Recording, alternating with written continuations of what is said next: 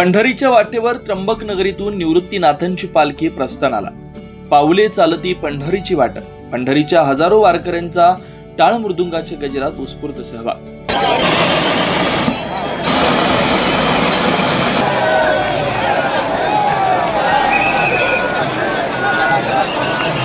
पाऊले चालती पंढरीची वाट असा जयघोष नाशिकच्या त्र्यंबकेश्वर नगरीत आज सकाळपासूनच घुमत होता. संत निवृत्तीनाथ महाराजांची पालखी आज जलाभिषेकानंतर चांदीच्या रथात विराजमान होत पंढरपूरच्या दिशेनं प्रस्थान करायला सज्ज झाली आहे.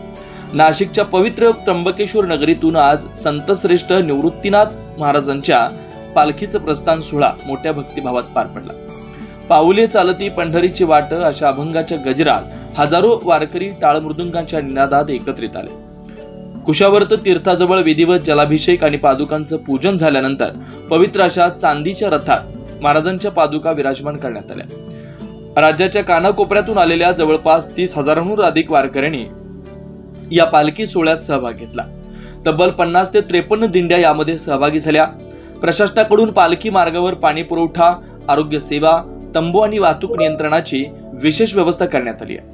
तिन्ही जिल्ह्यातून पालखी जाईल तिथं मुक्कामी सुविधा आणि पोलीस बंदोबस्त निश्चित करण्यात आला.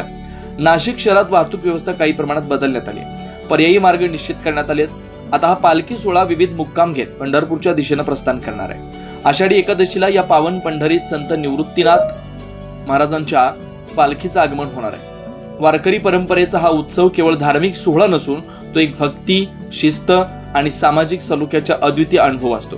पुढील काही दिवसांमध्ये ही पालखी सोलापूरच्या दिशेने प्रवास करणार आहे आणि पंढरपुरात आषाढी एकादशीच्या दिवशी आगमन होणार आहे.